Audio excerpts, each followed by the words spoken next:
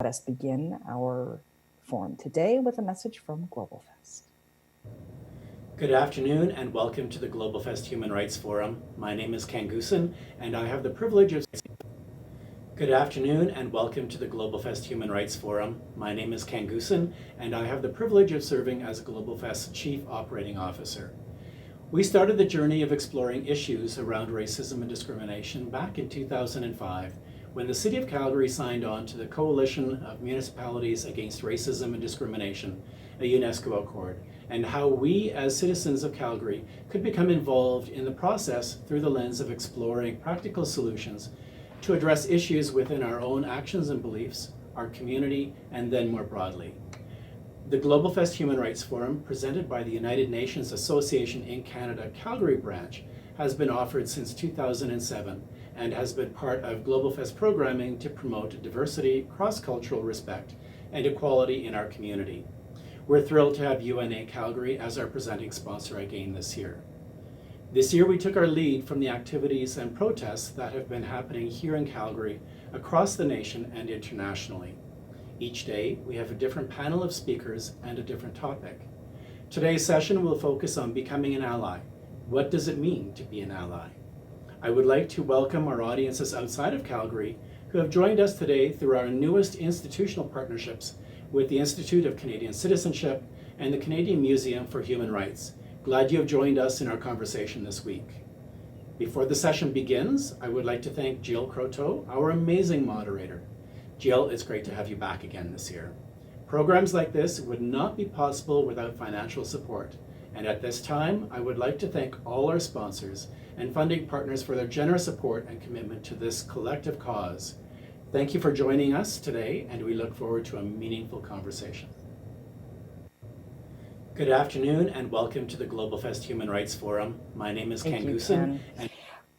GlobalFest would like to now thank their funding partners, United Nations Association of Canada, the Calgary branch, Calgary Catholic Immigration Society, the Canadian Red Cross, and all levels of government. GlobalFest is also looking forward to continuing partnerships with the Institute for Canadian Citizenship and the 6 Degrees Forum and the Canadian Museum for Human Rights. Now, we do look forward to having this dialogue, and we have some incredible panelists today. So we are also going to be having a bit of a robust discussion.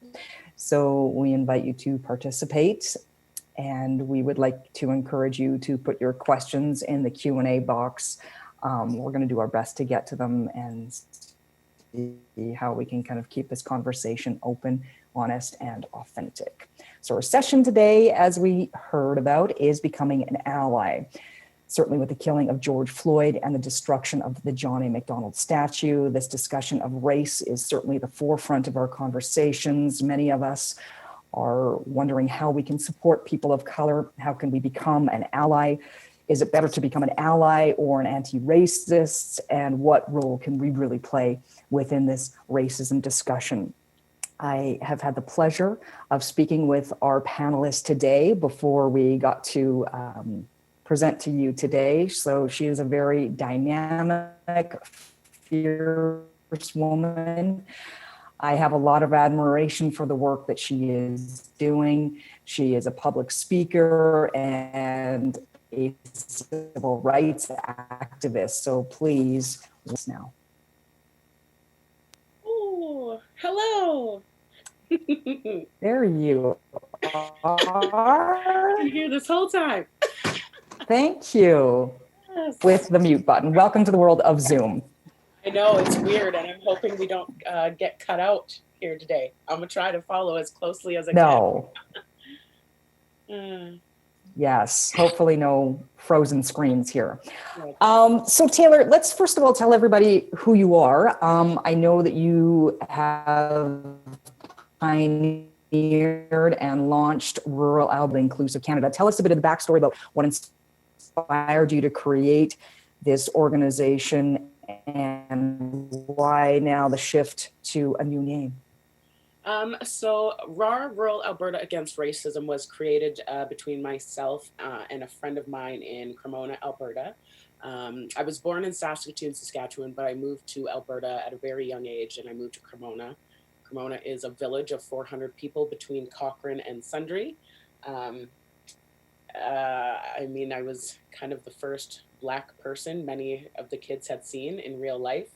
So it was a very different experience for me moving there. And so I've kept many contacts from there, and her and I felt like it was important to start bringing these conversations into rural Alberta, and kind of challenge the narrative and the beliefs and the views that are in these rural communities.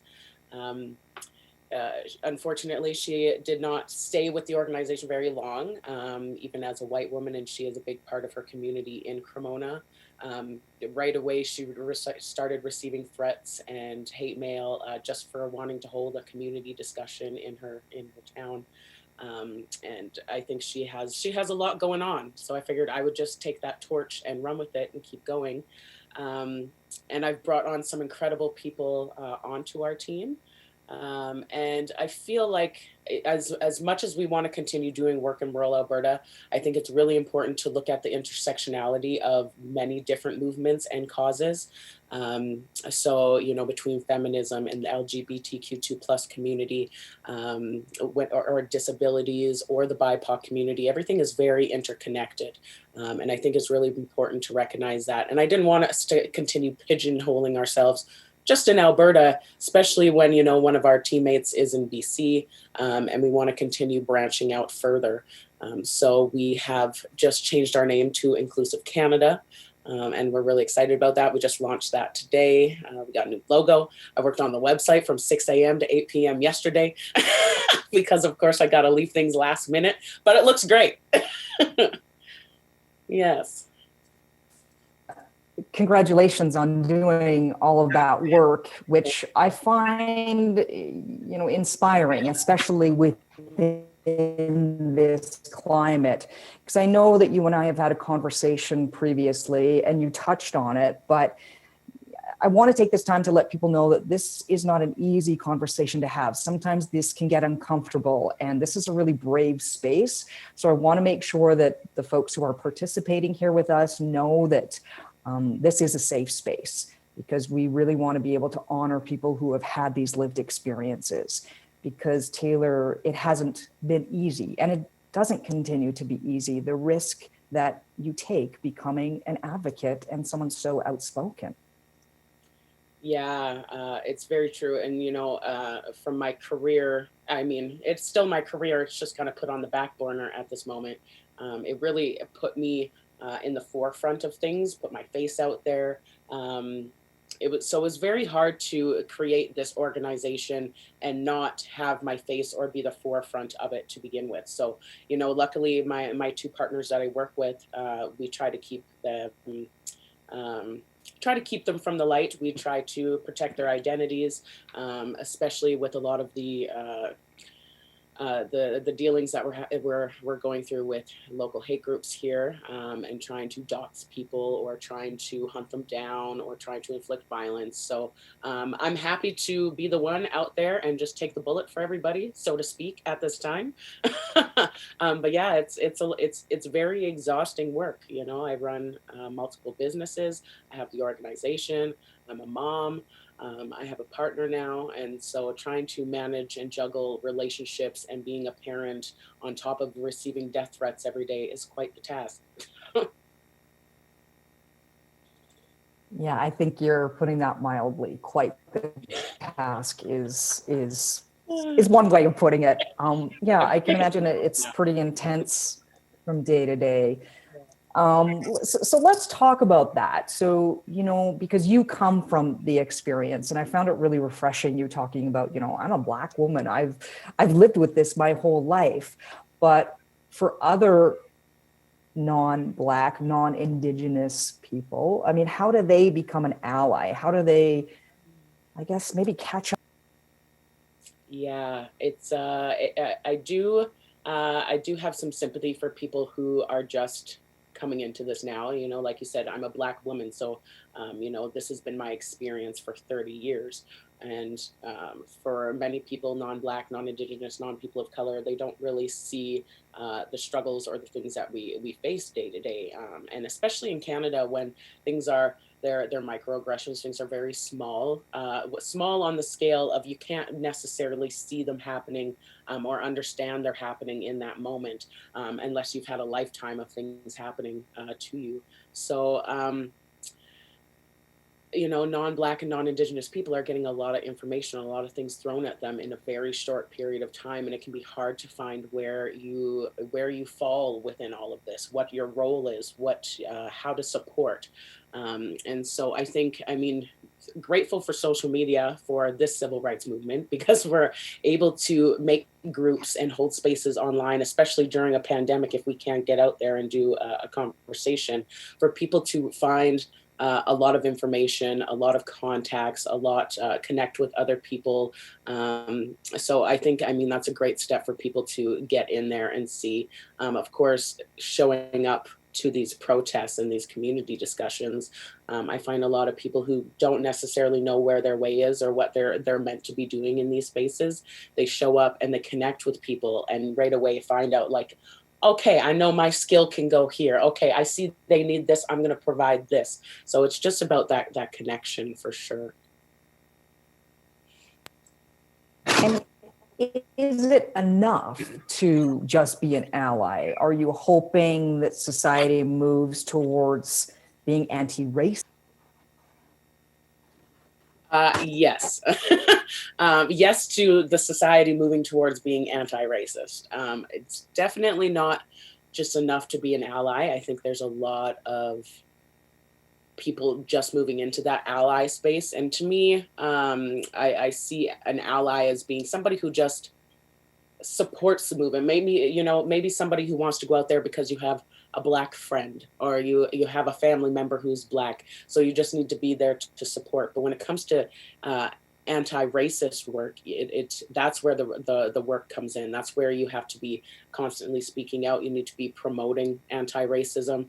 You need to be promoting diversity, recognizing the structural and institutional racism that happens and trying to do something about it, whether that's at home or in the workplace, signing petitions, standing up and saying something. There's definitely a difference between those two and how to act out on them for sure. Like when it comes to the educational part, what is my responsibility or an ally's responsibility? Should we be taking it upon ourselves to go start doing some research, start looking at Black history? I've had other conversations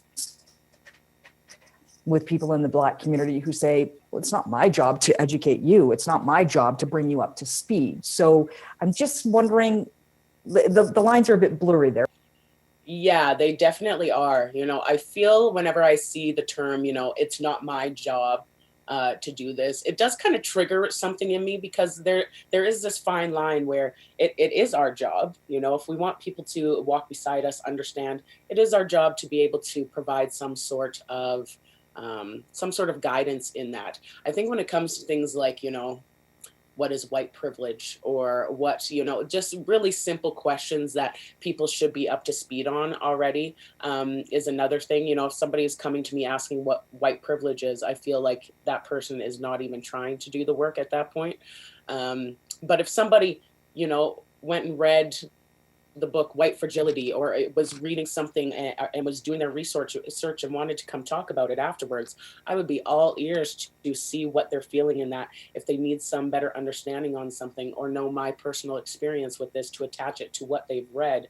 I'm more than happy to have those conversations with people. And again, it's great. Social media is a great space where we can have these large groups and pages to offer information, and you can connect with other allies, other people, other members of the BIPOC communities to get those answers as well. Because sometimes I have all the patience and all the energy in the world to sit and talk with somebody, and other days I'm just like, I have nothing left to give. But then somebody else can step in and do that for me. So it's a lot of, like anything, it's teamwork, right?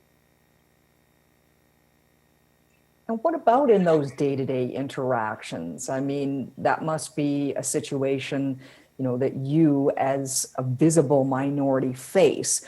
But what about people who aren't in that community? How should we be responding to encountering racism or conversations or people, telling really offhanded jokes. How should we be navigating?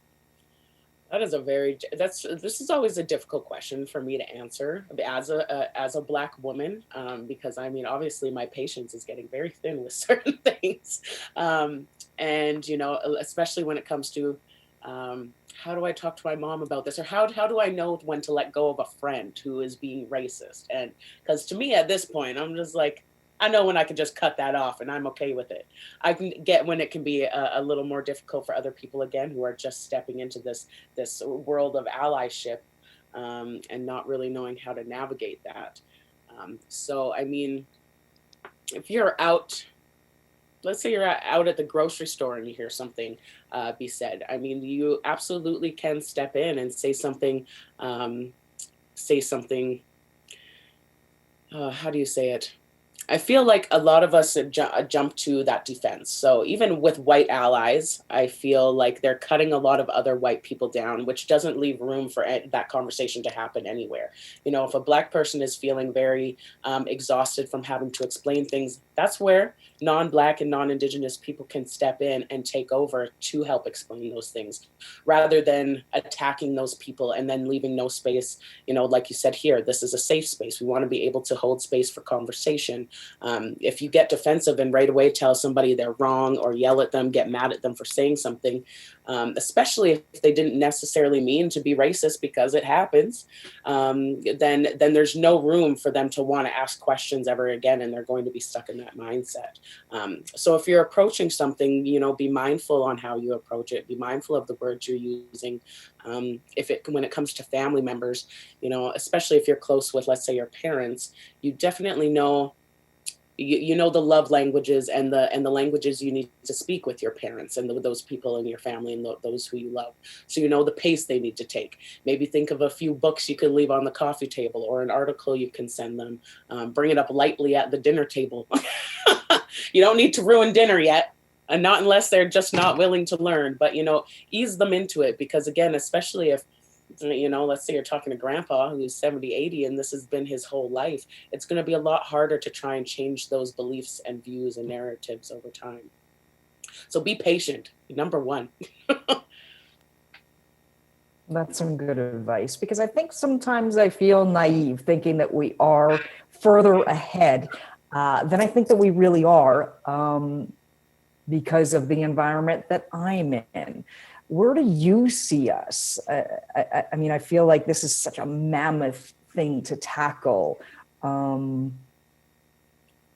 realistic are you about your hope for creating a much more inclusive society?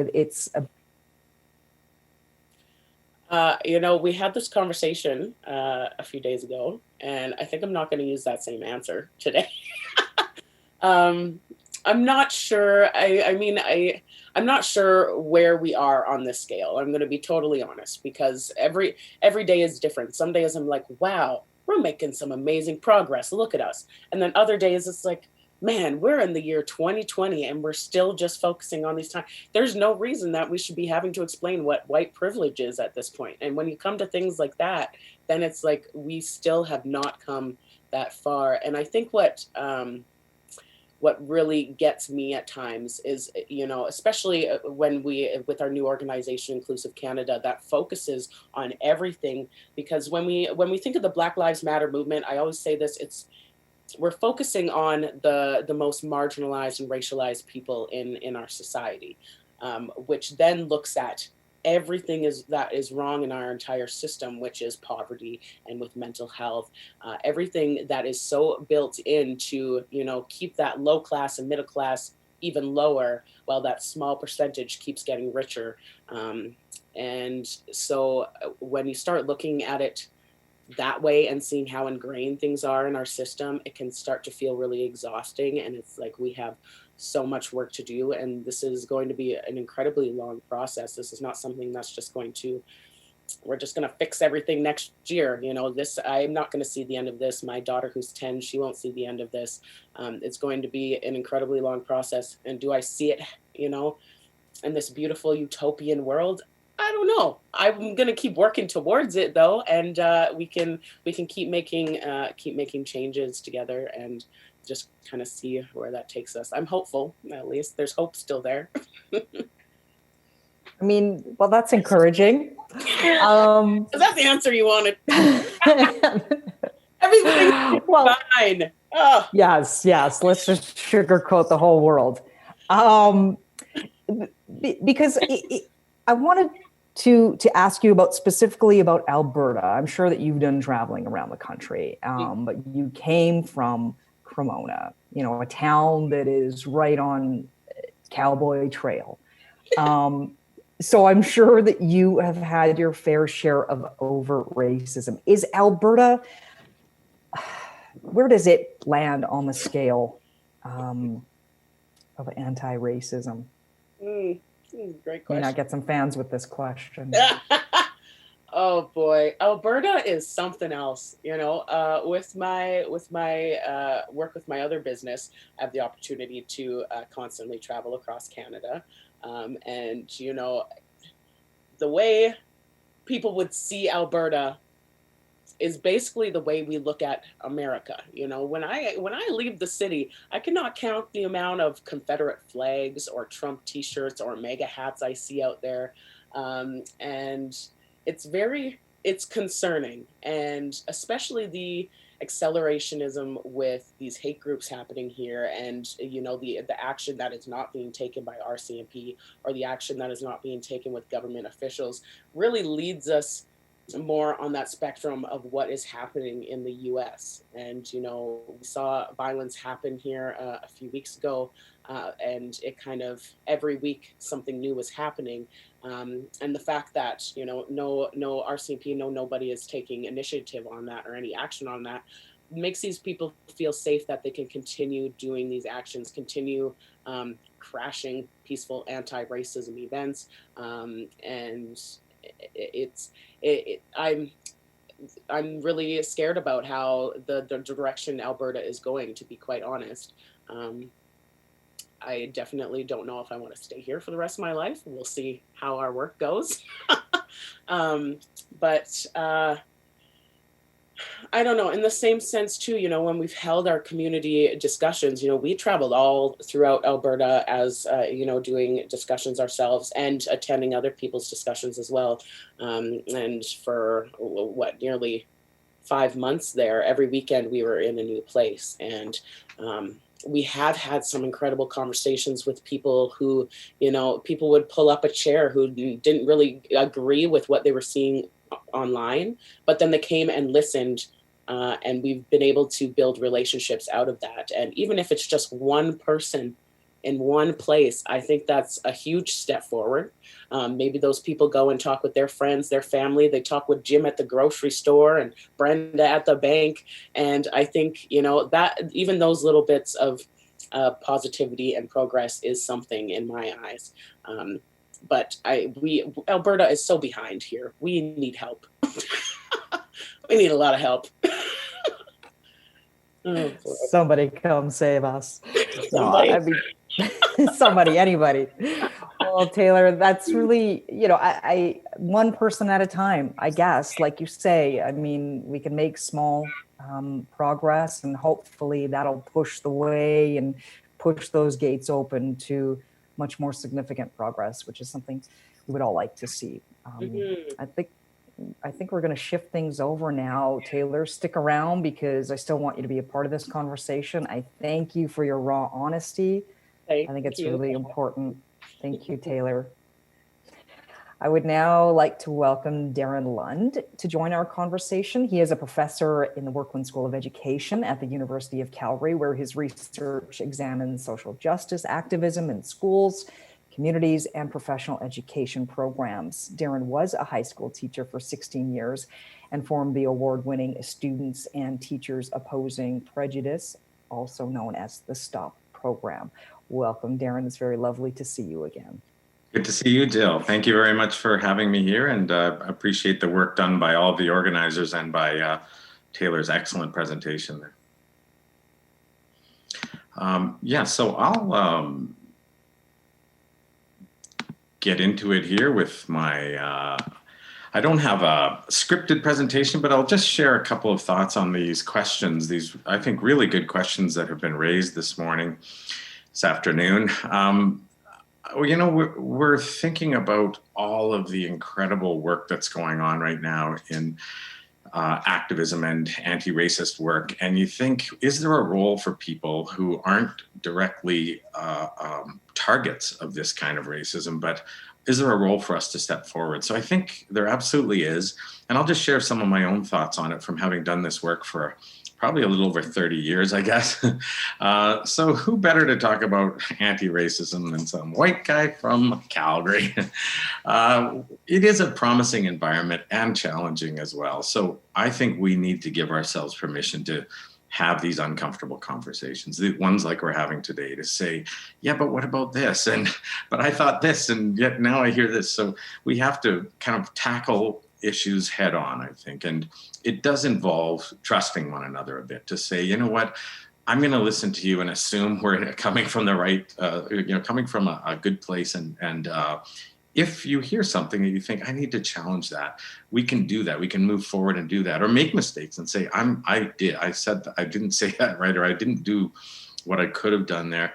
So I'll talk a bit about some views on becoming an ally, to say, is it just, you say, okay, I'm an ally. I'm not racist, so clearly I'm an ally, and maybe talk a little bit about those kind of things. The work I've done in the past has been around supporting teachers, other professionals who want to do this kind of work in their workplace, and created this diversity toolkit. I've been told it's the world's most boring website, but it does have free resources for teachers and other folks that want to get started.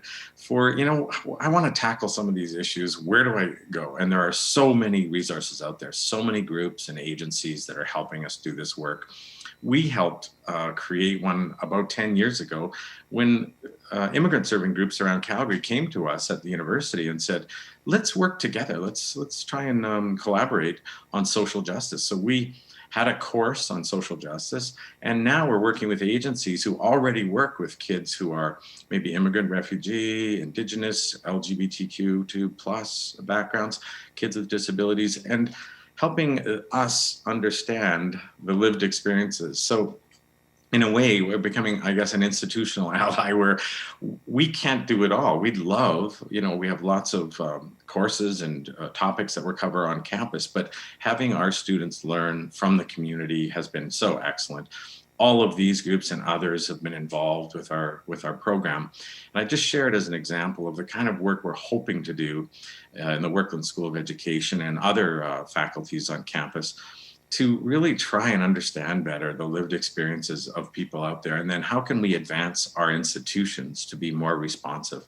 And some of the work has led to this international handbook on service learning, where social justice is the core. It isn't just about volunteer experiences. So I've been fortunate enough to have been invited to the United Nations on working on crime prevention and engaging young people. I mostly share this slide here just to see how ridiculous that was. I feel quite honored by that experience. But in a way, it's also symbolic of trying to reach a larger audience to say, how can all the people doing good work, how can we amplify the voices of all the people doing this?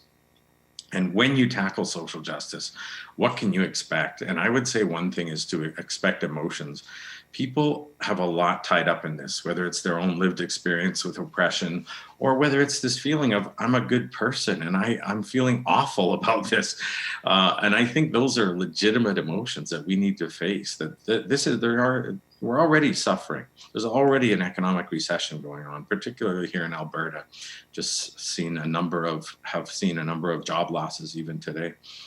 Anticipated, and with the pandemic and all kinds of mental health issues coming to the fore, we know this is a difficult time already, and we're all on different points. So, to hear something someone says, or that sounds so naive, or so, we realize I'm still unlearning a lot of things and trying to work with others to respect and trust one another. And as Taylor said, it can't always be about of hoping other people will educate us, because now I'm ready to learn. Then maybe we need to just recognize there's so much to learn, and we can do it. I think anyone can do it. You think, I've never heard that word before. There's lots of tech words we hear that are brand new, and we somehow learn them. And I think it isn't at all about political correctness. I really don't believe that at all. I just think we're just basic human dignity, human respect. How could I be a better person? How would I level the playing field to help others feel welcome? We've seen recently, how international events such as this pandemic have we've seen some racism come to the fore, calling it the Chinese virus, et cetera, and wishing how can we help speak with and work with a particular community. And I was very honored to be invited on the Act to End Racism group, adding another voice to the kind of countering the anti-Chinese rhetoric that we've seen. It was a remarkable moment in Calgary's history, I think, where we saw thousands of people come out to support Black Lives Matter. This is not typically an activist city. I was born and raised in Calgary. We're a little bit quieter about our belief systems in terms of these kinds of gatherings. So I think we're at a really neat crossroads to say, how can more people get involved? And what is that actually going to mean? So let's say I'm not a member of a targeted group, particularly that I want to be talking about. So saying that I'm an ally, typically it's used by white people or other people in positions of relative privilege. So let's say an able-bodied person working with people with disabilities, or a white person working with Black Lives Matter or Indigenous rights, or et cetera. And really it's a willingness to help enact social justice and equity. So it's great to be an ally. Wouldn't that be just an easy, great thing to say, I'm an ally? You can't remain neutral. I like what Archbishop Desmond Tutu said. If you're neutral in situations of injustice, you've chosen the side of the oppressor. In other words, you could say, well, I'm sorry, I'm not an activist. But in fact, if you don't do anything about injustice, then you are already an activist for the status quo. So it's impossible to be neutral here. However, there are some cautions, and you think it's kind of easy to just say, oh, I'm an ally, and then that dismisses you from having to do much more digging and work.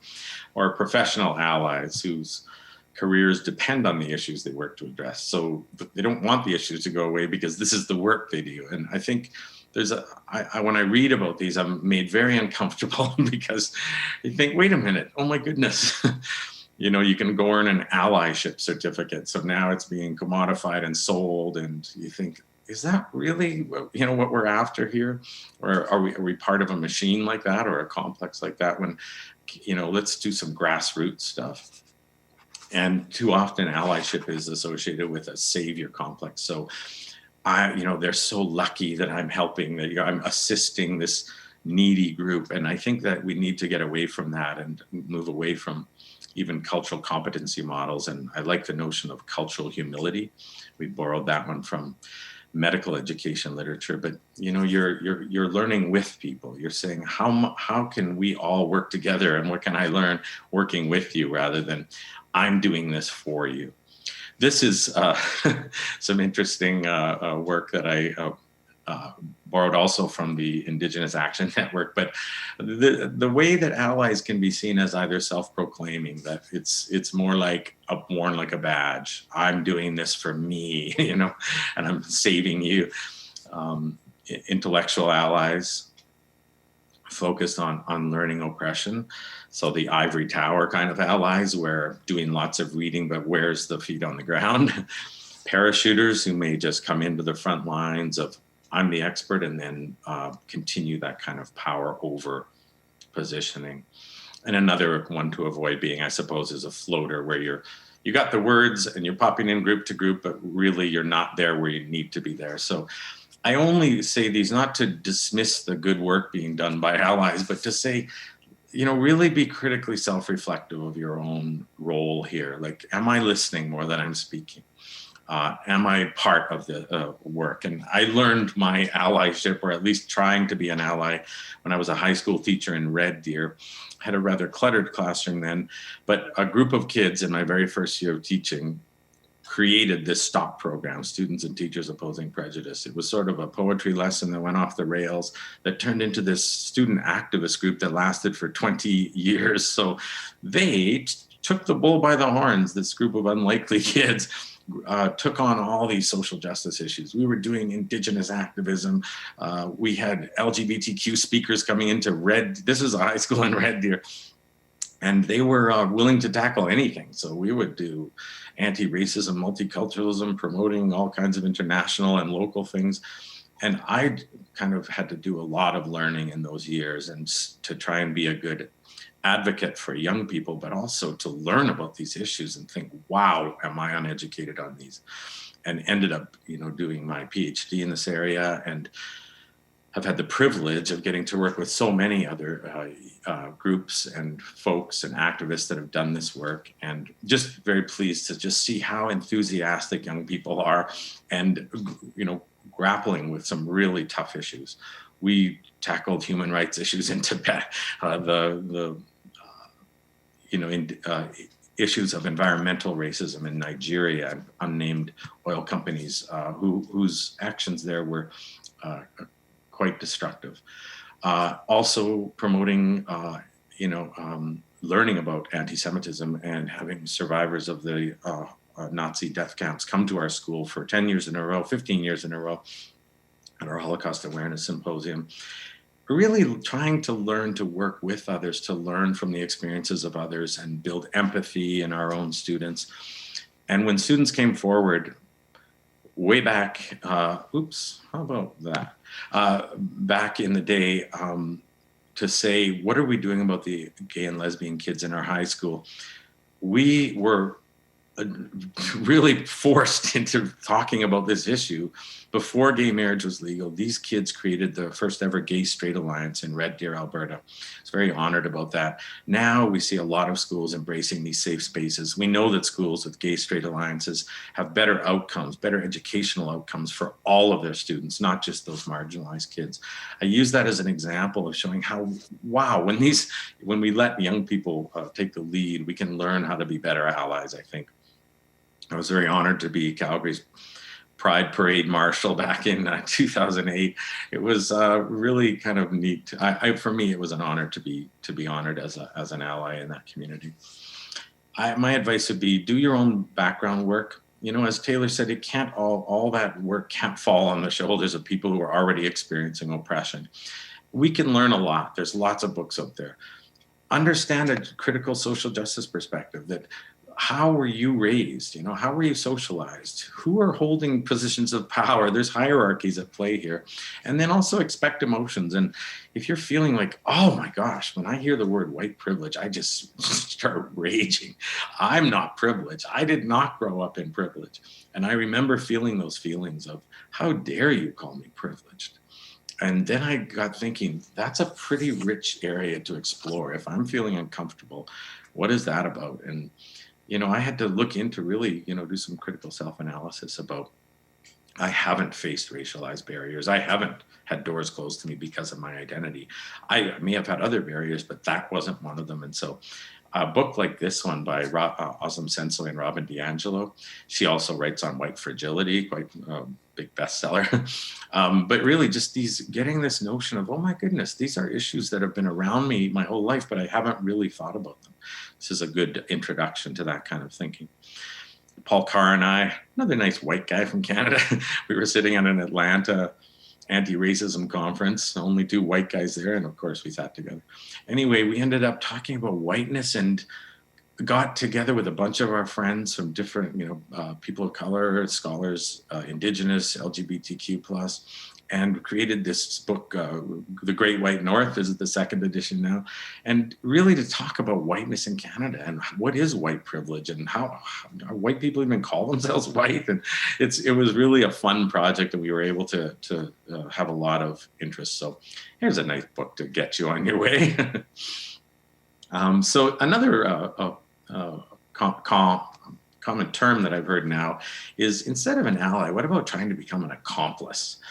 So instead of just saying, oh, I'm with you, to really try and dismantle the structures that you see oppressing people and making your activism have permanent changes. And it will mean you undertaking your own emotional labor, but also being willing to listen and be directed by the people in the marginalized groups. So I would have that as kind of throw that on the table for comments or questions. I do have some references here from what we've been chatting about, and I'm certainly willing and interested in hearing from folks about ideas they might have about any of the conversations that we've been talking about today. Thank you, Darren. That was really enlightening. I like that. Consider being an accomplice. It makes me feel like we're progressing past ally already, which is encouraging in and of itself. So I just want to remind those folks who are participating that we do have an opportunity for you guys to ask your own questions. You just enter your questions in the Q&A box below. And of course, we have Darren and Taylor here, who are both, as you heard, very articulate, educated people on this movement. Maybe I'll ask a question to both of you. First, maybe we'll start with you, Taylor. How much leeway, or maybe it varies from day to day. Maybe it's zero some days, maybe it's like more grace some days, but how far do you go to maybe allow people to have excuses or dismiss it by saying, well, this is Alberta, or this is just the way that I was raised, or trying to justify their intolerance? Where's your threshold for that? Question. I think it varies definitely day to day and varies by the people as well. The thing about me is that, I grew up with a single mom who is a white woman. I grew up in predominantly white communities. I grew up in Alberta. I grew up being a lot of the times that token Black friend in my friend circles. And, when we talk about lateral violence or internalized racism, that was something I definitely experienced for a long time. There were a lot of things I allowed. There were a lot of actions and words that I would just allow, or, giving that white friend a Black card to say something or do something, just not realizing that I was also holding my people back at the same time. And I think in the last couple of years, especially, this is something that, not only am I helping others to learn, I'm also learning just as much every day within my own history, within my own emotions and feelings towards being a Black woman in the world today. So, I do have a lot of patience for the most part for people. But I mean, you can tell when somebody is saying and doing something that is not coming from a place of good intentions, and they're just saying and doing something to hurt someone, as opposed to doing and saying something just because, that's what their dad taught them. That's what their parents taught them. That's what, their parents had taught them. Even when I was called the N-word for the first time at 11 years old, the boy who said it at the time didn't really know what the word meant or the history that came with it. He just knew it was a word to say to Black people to hurt them, just like any other sort of swear word. And so moments like that, of course, I'm 11 years old. I didn't say anything. I didn't do anything. Friends didn't say anything or do anything.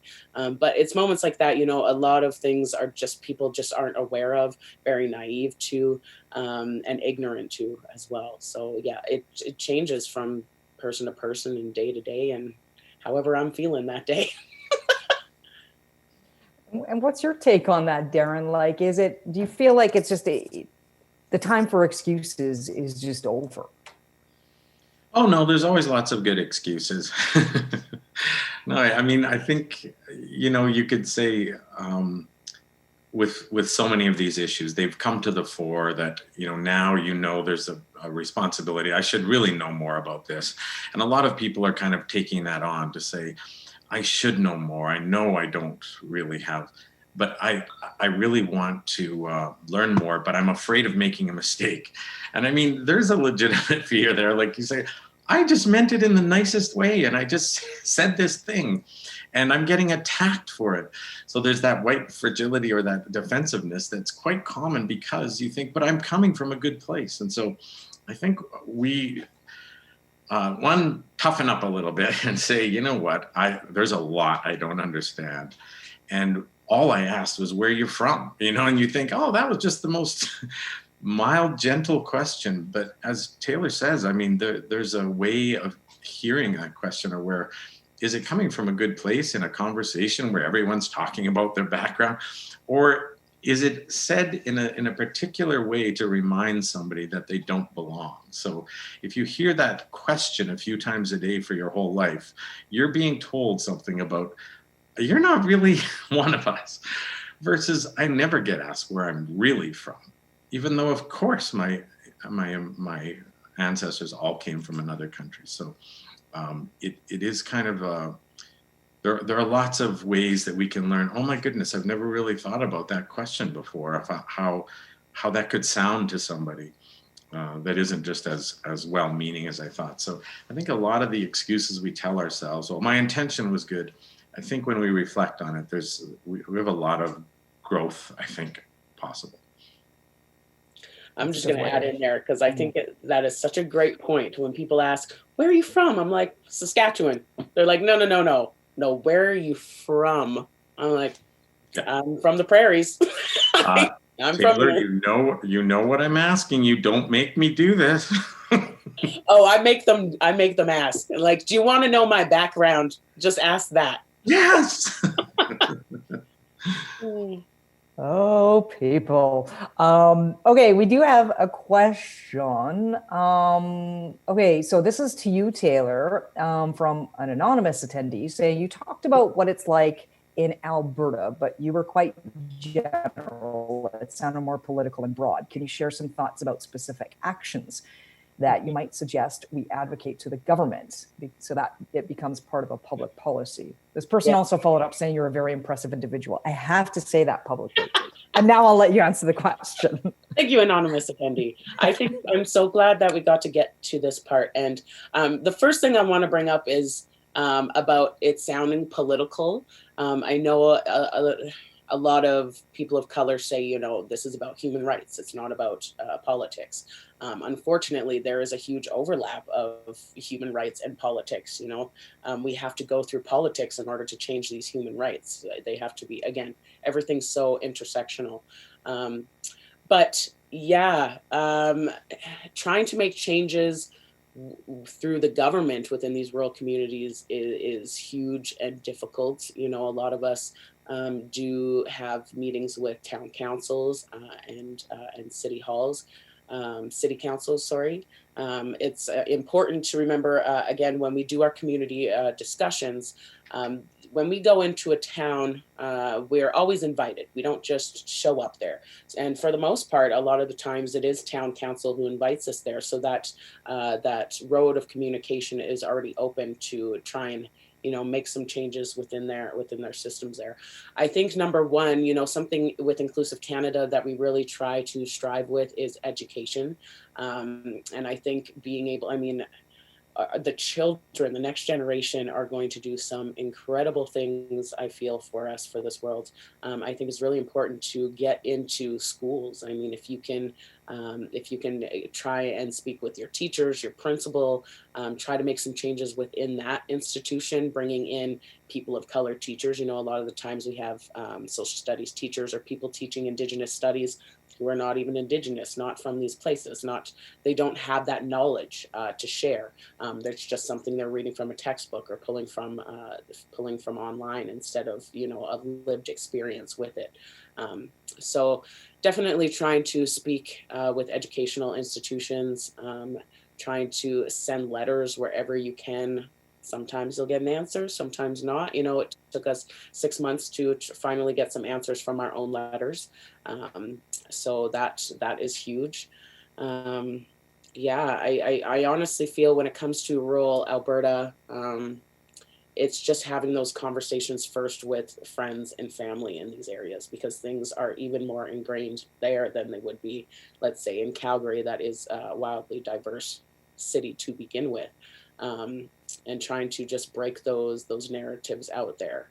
So that's why, when we go to rural communities, we don't hold our organization, at least, we don't hold protests or marches. We don't want to show up to a town of 1,200 and start marching their streets. We just sit in the park, hold a conversation where we share our stories and our knowledge, and also offer the opportunity for local community members to come and share, their feelings and thoughts. Even if they don't agree with what we're talking about, it opens up a dialogue to somehow find that middle ground. So yeah, having the conversations first and foremost, and understanding why you would want to go to those government officials to begin with. And again, following those groups and pages online to see what type of petitions are available, and what initiatives and actions are being taken that you can follow. Thanks, Taylor. We're going to go to a question from Darlene, who says, I want to be a better ally or accomplice. Look, Darren, it's already catching on.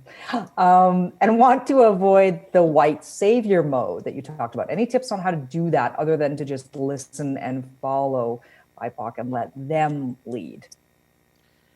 Yeah, I'd say Darren, those are two great starting places, I think, to say, do more listening, sit quietly, and also even make that judgment to see, is this a group that I'm welcome in? If it's a group of people who've had a similar experience that are there to talk about their experiences, maybe that's a place you don't need to be. Maybe if there's a group that's more sort of mixed group of people that are moving forward with projects and ideas, that's a better place to show up.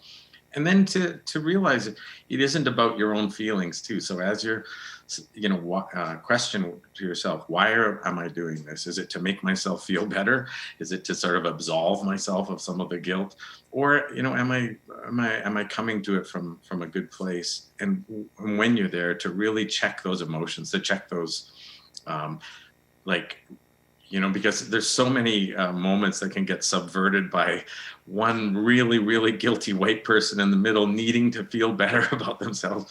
And it is kind of, now it's about you again. We're here for a bigger purpose, for a different purpose, focused on the experiences of an oppressed people and an oppressed group of people. And you're making it about you again. So I would say, if you're feeling those feelings, work through them. Definitely. There's nothing wrong with those feelings, but realize that you're in this for a larger purpose, and some of that work you need to do on your own. Maybe before we get to the next question, Darren, or while I'm getting to the next question, somebody asked if you could just show the slide deck again of the book that you co-wrote about your work as a global advocate for social justice. Somebody was just looking for you to remind them the title of that book. I think it's an important space for us to start sharing resources and to, just start doing the work. So maybe while I ask this next question, you can fire that up. We have a question from Crystal. She says, hi, everyone, that she's listening from BC. So welcome to you.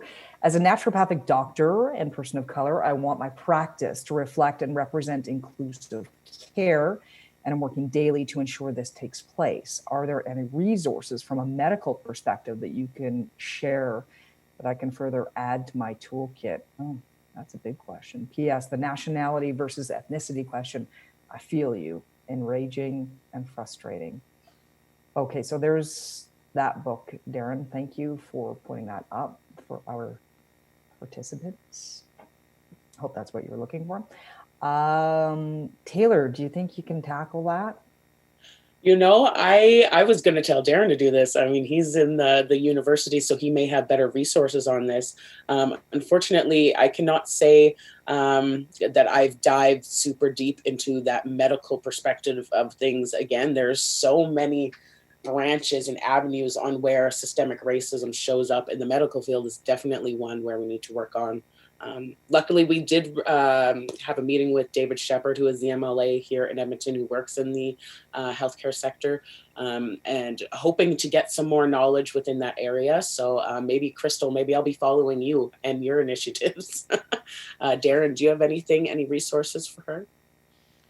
Thanks. Yeah, no, and my research is typically around the field of education, but I mean, I've worked with faculties of medicine, engineering, social work, nursing. We're all grappling with all of these issues all the time, and there are some excellent scholars in each one of those fields. So I would recommend doing a Google Scholar search or one of those if you're interested in research and academic literature, particularly around the term cultural humility in medical education is one that helps medical doctors have that sense of not. I think it is a sense of humility with the other, where you're coming in, trying to learn the most you can about all of your patients, and trying to be the best professional you can be. And I think this is a common thread across all of those professions, where we're trying at the education side, professional education side, we're trying to say, what are the kinds of lessons and perspectives that are going to help professionals be more responsive to the diversity in their community, and not just on a superficial level, but really changing your practice, changing the way you approach the people that come to you for services. So I would say I'm obviously not the best person for medical doctor literature, but there is some excellent stuff out there, and I would really encourage you to do that research to find those sources, because people have already been thinking about this and trying to be better professionals. So, good question. Yeah, and just as a follow-up, Crystal, it reminded me that we do have a session on Thursday, and one of our speakers is Dr. Darren Wong. He is a licensed naturopathic physician and registered therapeutic counselor. He's based in North Vancouver, BC. You may be aware of some of his works since you are from BC, but he's going to be joining a discussion talking about just access to healthcare and those kinds of things within that community. So that could help guide you a little bit clearer. So let's go to the next question. Taylor, do you think racism in Alberta was always there and it's being exposed, or is racism growing rapid more than ever? It was always there. I always like to bring up, and when I bring up these facts, I feel a lot of people know them now. So it's not as shocking. But, when we would come out and say, when we start talking about the Ku Klux Klan, people think it's just something that is from the past. Unfortunately, they're still around. These members still exist. In 1930, there was nearly 50 chapters of the Ku Klux Klan here in Alberta, which made up almost 8,000 members. They would hold these meetings at the Legion in Edmonton. This is not that long ago. Somebody's grandpa might still be around, and they had kids, and those people had kids. That's where a lot of these beliefs are passed on generationally. So it's been here for a while. There's a lot of places within Alberta where those settlements were, and a lot of these people or these family members are still in these areas and still carry on these practices. Our work with Inclusive Canada does include working with, not necessarily with, but doing work in regards to white supremacy and hate groups. And with Klansmen as well. So it's been here. Just given the time we're in currently, and especially how close Alberta and America are in terms, especially with this new Trump Alaska Alberta pipeline that just went through, a lot of these people begin to take this on as more of economical thing, meaning, if you don't support the conservatives, Trump or Kenny, then you don't care about the livelihoods of Alberta, rather than making it what it is when it comes down to racism and institutional racism. So there's so many things that are all intertwined together. But yes, it's always been here, and we're just exposing it more. Amen to that. We could talk about this, but let's just kind of refresh everyone. Aaron has a question about tips on how to call out friends or family when they make an offside comment, or even how to acknowledge our own missteps without escalating the conversation.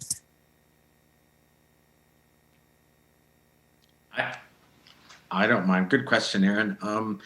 Those are some of the most difficult conversations, because the emotional investment is higher. You care, you love these people, and you've just heard something that is completely unacceptable.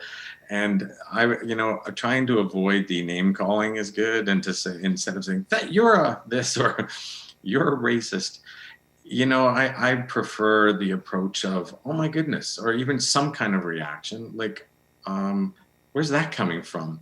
And I would try to model this as a teacher as well, like, just instead of saying that's racist, zero tolerance, out of the classroom, to say, whoa, where's that coming from? Or, you're better than that. Or when you say that, it makes me, the I statements, right? So all I'm just saying is I'm very uncomfortable or very upset by that statement. Let's talk about this. You're keeping the dialogue open and not just dismissing that person as a human being. You still care about them. You want them to learn.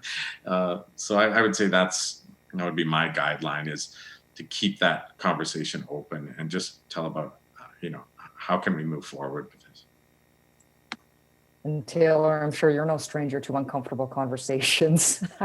Do you have any tips on how to navigate those challenges? I think Darren said it wonderfully. I think it's really important, again, not to have that defensive reaction, because then it does close that dialogue on that person, wanting to ask questions further, either to you or anywhere else. A lot of the ways we act the way we do as adults, because of situations that happen to us as children, and when we've been shut down for asking questions, or saying the wrong thing, it closes us down still as adults. So it's very important to, again, ask, where is that coming from? Why do you think that way? And see if there's a way around it. And, I feel there's a way to have those conversations, and I feel like there is a way to get through the people who you feel that may never come through. It just takes a lot of work and a lot of patience. So you're going to have to evaluate how much time you're willing to put into something too. Yeah, that a question occurred to me, just kind of the way that you guys are talking about that. I mean, just creates me, and I don't know how to respond to it. I find a lot of people, I just don't know how to cut through the noise, because a lot of people say, oh my God, we're getting so politically correct. Like, when does it stop? All lives matter. Like, I just don't know how to handle those types of comments, whether, I'm being faced with it face to face or in sort of an online capacity. Do you guys have any suggestions on how to? Oh boy. See, when it comes to comments like all lives matter, at this point, if they are not saying Black Lives Matter, it's not because they don't get it, it's because they don't want to get it. Especially online, it's not worth your peace to sit there and try to argue with somebody. I don't think anything in that manner can really happen. I think those conversations do need to happen in person. I feel like a lot of people change into different people when they're online. Those keyboard warriors, they feel like they can say anything, all their thoughts and desires can go out there, and that it won't affect them. And then when you have the potential of having thousands of people watching these comments happen, it's hard when you come to a point where it's like, oh wow, no, you're right. It's hard for people to admit, like, I was wrong. Okay, I'm gonna step back, you're right. It's hard for people to do that even in person, but I feel like online is not a space to have them. At this point, I just ignore everything, and there's a lot of comments that I have to ignore. I mean, especially when you look at news articles, I can't read any of the comment sections anymore. I don't know, Jill, maybe this is something you can answer us. Does anybody monitor these comment sections? Because fire is going down in there. It is awful. And I mean, anybody can easily read the comment section of Global, CTV, CBC, all of these sections, and see why we need to keep having these conversations. It's insane. Yeah, it is. And anybody that I ever do an interview with, typically, they're like, oh, is it going to be online? And I warn them. I'm like, yes, it'll be online, but do not read the comments, because they're just trolls. Most of it is uneducated, and it's just frustrating. And as a news organization, I mean, I can't speak from a leadership standpoint, but it is frustrating. Because there's that fine line. People say, well, your media, shouldn't we be allowed to have freedom of speech? Shouldn't we be allowed to have uncensored comments? And if we start limiting comments, then we're accused of stifling people's basic human rights. So it's a weird area to touch on. Personally, I wish that we could just disable all the comments, because I don't feel like there's some really educated, thought-provoking conversations happening on there. But again, maybe that's not overly popular in certain forums. I mean, what do you think, Darren, about those accusations of people feeling like when does it end? We're just being politically corrected to death. Yeah, and I would say, like, a lot of that is defensiveness. It's the saying of, I don't want to learn anymore. I know everything I already need to know, and if I have blinders and blind spots, I don't want them corrected. I actually am fine with who I am. But when I hear the term political correctness, it is for me a bit of a red flag that it's someone who refuses to take any steps toward equity. They're actually saying, I'm good. So, that I could see that as trying to shut down the conversation. But if someone is having, if you're having a legitimate concern and someone's saying, is it too much? Like, do I have to learn a new word here and a new word there? You could empathize and say, it is a little overwhelming. This field is very fluid. It's very shifting. It's very alive. And what is completely appropriate this month, you may find some time from now, you will need to learn some new terminology. We're able to do it. Nobody, TikTok, Instagram, all the technology we have around us, we know a million new words. We have no problem learning those because we care about it. We want to understand what people are talking about. This field is no different. If you're attentive to it, if you're caring about it, you think, oh my gosh, I think I need to learn something about pronouns because I've just been oblivious to this.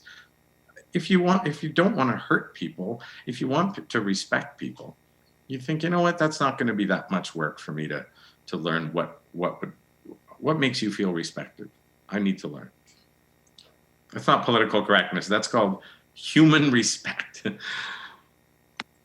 Yes, humanity. I like that. Amy has a statement and a question. Amy says, luckily, both of my children have had teachers that include social justice and Indigenous history as part of their teaching. Yay to those teachers. Yes.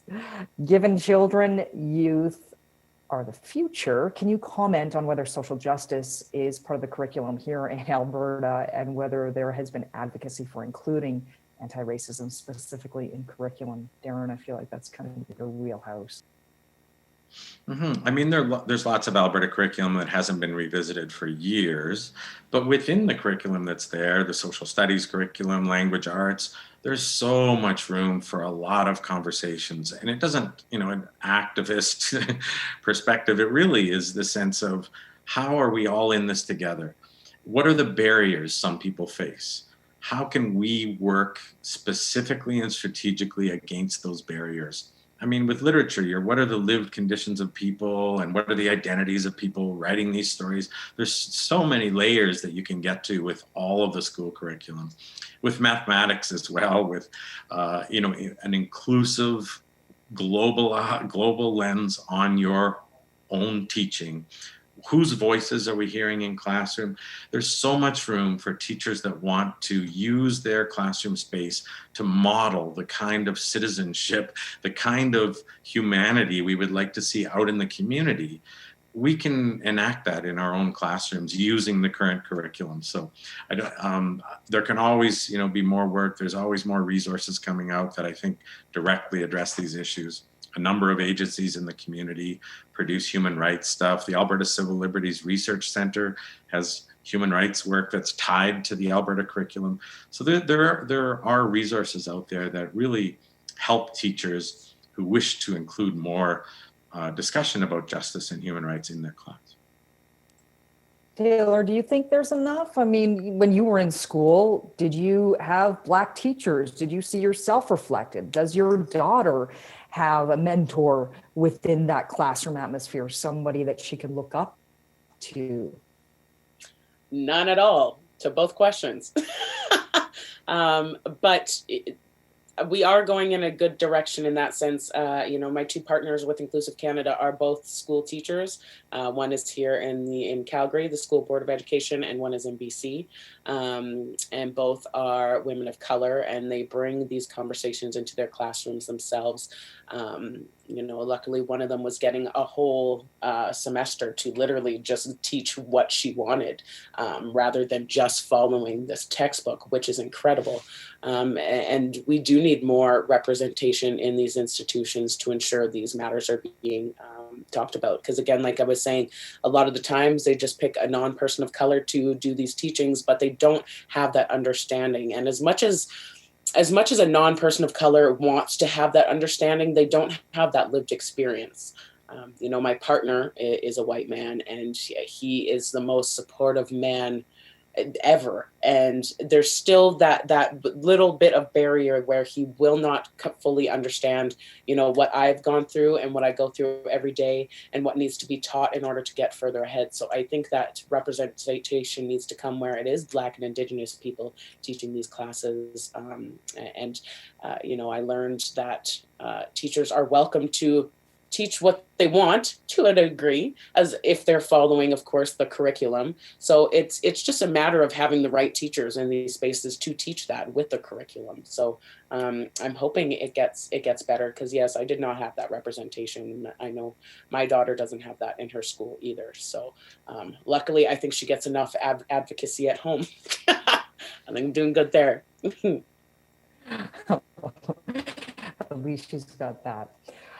We have another question, or actually it is 1:12. I just wanted to acknowledge, I noticed some of the participants are dropping off. I know that this discussion is reserved mostly for people who have a lunch hour, but we have a little bit of flexibility. Everybody's working from home. Some people are in the office, but we are going to go to 1:30. So I just wanted to let those of you go if you need to, but please stay for the continued conversation. There's a comment here from, I hope I'm saying your name right, Pita. I've been reading So You Want to Talk About Race. It's a book that is largely US based. I wonder if there are statistics on racialized youth and how they are treated differently within Canada, Alberta's education system. Well, interesting that flowed from the last question that we have. Example, discipline, grades, graduation rates, school prison pipeline. Darren, do you have anything to add to that? Yeah, I mean, in Canada, most faculties do not keep race-based statistics. So there's a sort of a lack of evidence for any of this. All we have, for the most part, is anecdotal. There are scholars that are really specifically focused on these issues. George Day at University of Toronto, Carl James, and others who do excellent work on this, and specifically around the experiences of young Black men and young Black people in the school boards, particularly in Toronto. And they do a lot of work around their experiences and how there's an extremely high dropout rate that would be completely unacceptable for any group. And it's been called a push out, so it's not dropout, it's you don't belong here. So there is research on that. But we don't have as many statistics specifically around the exact numbers of students that are being pushed into non-academic streams, let's say. But there's a lot of anecdotal evidence that teachers and others are uncovering, and I think that we need to work on. Specifically, we're trying to attract a way more diverse population to be teachers in schools. We have a social justice course, we have Indigenous courses, Indigenous instructors. We're really, I think, trying to put our money where our mouth is and have a teacher education system that is more welcoming and also more really critically engaged in all these issues, that people will feel like, I can find a place in this school system and I can be a role model for the future as well. So I think I do see an opening up of that. And this is just based on visuals, looking around the classroom. There's an awful lot more diversity in our current crop of pre-service teachers. So I'm very pleased about that. That's great. Thank you. I think that would lead us to our next question, which makes sense to kind of fit in here. Because you work for an institution, Darren, and I know that Taylor, you've been in the workforce. I mean, how do you go about having those? This is a comment from an anonymous about having those uncomfortable discussions in the workplace. And is there a way to hold those organizational higher ups or your bosses about having more of a better diverse representation in the workplace? Taylor, I'm going to start with you. Well, I just left work and started my own businesses. I was like, I can't handle this. I'll do my own thing. But not everyone can do that. And I feel like right now is the perfect climate to bring up these conversations and perhaps suggest, have some diversity training. I know a lot of us, including myself, will go into businesses and speak with management and ownership on how they can make a more inclusive and diverse environment, and how to create opportunities for the Black Indigenous communities within our city, and having those conversations. So, I mean, you would just need to kind of, I guess, feel that one out if you're going to get fired. I mean, is it even worth working there to begin with? But then you got to find a job, and we're in a pandemic. I understand. So again, you got to read the room. You got to read the people you're working with and speaking with, and see how to go down that road. Again, allyship is not an easy journey. This is something that's going to be a lifetime commitment. So. There's going to be many awkward and uncomfortable situations that you will find yourself in, and you may, you may lose some things. It may be a job that you lose for speaking out one day, and that's something you're going to have to be prepared for, I guess, if you want to be anti-racist and a full ally. And I mean, in some organizations are obviously just more progressive than others. This was a discussion that I was having last week with somebody that we're talking about in a forum tomorrow. So I don't want to give the whole thing away, but it was so fascinating and refreshing to have her saying, you know what, it's not about giving the organization sort of the freedom and the leeway to say, well, how do I want to be more diverse? How do I want to hire more inclusively? It's about looking internally within that organization to say, how can I make this place as more attractive to people of diverse background? It's about making it, they're doing us a favor by coming to our organization and showing us that they have so much more to offer, instead of them going out and sort of recruiting someone with specific diverse backgrounds. And it just reduces tokenization, and which is a whole nother discussion, but I won't open up Pandora's box on that. But what do you think about some of those comments? Yeah, I mean, I think, particularly when I'm working with young teachers or new teachers, I should say, who are going out into their schools, they'll be the, sort of the lowest status people in the building when they get there on a temporary contract. And we're putting it all on their shoulders. Come on, you can change these, or you can make them even more inclusive than they have been. But I do give them some realistic warnings that you're going to get some backlash, you're going to get resistance, and find out which staff members might support you. Are there some charismatic, popular, awesome teachers there who have more power in the system? And you could work with them, and so it isn't about just being this loud voice at every meeting, but to actually strategically look at who are the players here, who are the people that would be most open to these kind of messages. And I think most people are. Most people, when they hear, you know what, this will be a better place. This business will attract more money. We'll have fewer human rights complaints. This will actually benefit our bottom line. Believe it or not, it's not just the ethical and moral thing to do. It's actually a smart thing to do for many reasons. So I think when you can get the ear of somebody, and yeah, it might mean, using a white ally or say, can you get me a meeting with that person, or come with me to the meeting, or something like that. I think those kind of strategic moments are really powerful sometimes, and to help, because a lot of places, I mean, I had a student graduate recently. She was queer, she was out, a lot of tattoos, and she was awesome. And she said, in my job interview with the principal at a particular school, I came in there and said, this is who you're getting. If I'm in in your school, I'm going to be an activist and I'm going to be a loud supporter of human rights.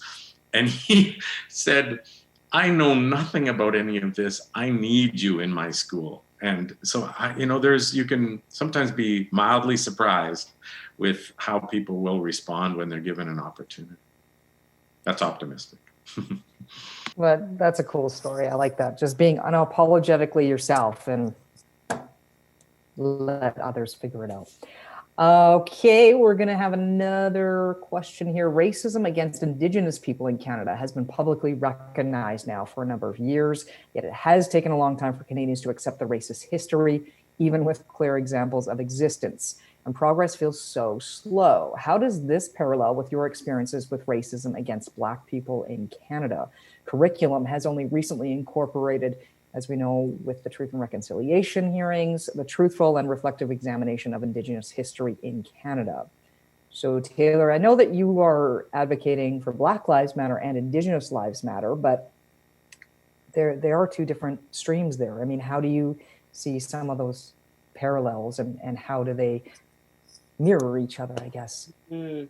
Yeah, I mean, there's a certain part of Canada's history where we just kind of stop and just think, oh, it was garbage all this time, and then it stopped, and now it's great, especially when it comes to slavery. We think it just ended at the Underground Railroad, and Canada was the white saviors, and that was that. The last segregated school closed in 1983, just outside Halifax in Canada. A lot of people don't know this. Even in Calgary, here at the law school, there are only 6 Black students out of nearly 400. For medical schools here in Canada, Black students weren't allowed to apply to medical school all the way up until 1965. Like, these are things that are very much in our history here that a lot of people don't know about.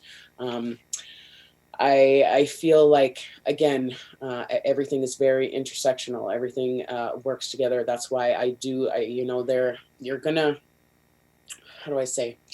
There's not one Black voice doesn't represent all Black people. One Indigenous voice doesn't represent all Indigenous people. We don't look at Trump and think he speaks for all white people. That would be awful.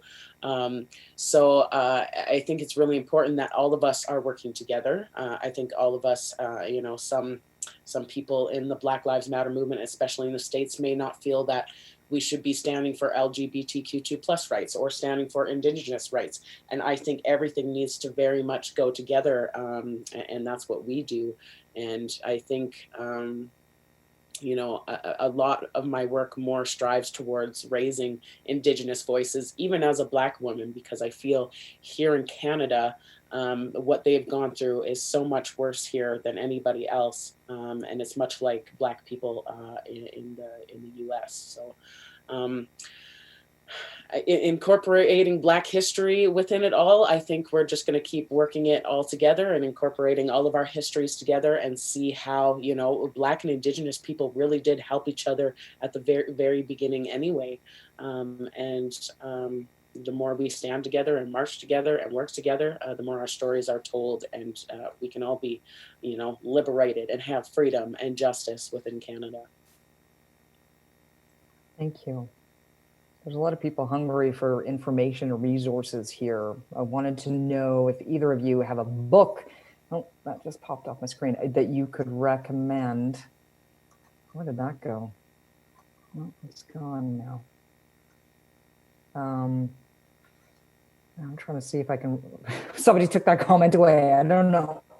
I think they were asking about a book about racism and inclusivity for school-age children, that maybe if they're not getting those conversations happening within the classroom, is there an outside resource that they could source? Yeah, I think I took that comment away by mistake. I replied to the person, but I must have replied privately. So yeah, it was a great one too. You really should have seen it. It was quite the resource. It is a book called The Kids Book of Black Canadian History, written by my friend Rosemary Sadler. It's a nicely illustrated. It's maybe a bit for younger kids, but it's all kinds of Black Canadian heroes, inventors, athletes, politicians. It's quite remarkable. And you think, why didn't I know that, you know, that expression, the real McCoy? I'm telling you, this thing's the real McCoy. Elijah McCoy was a Black Canadian inventor who's, you know, we don't, you know, we should know these stories more. I love that, you know, Viola Desmond is on our $10 bill now.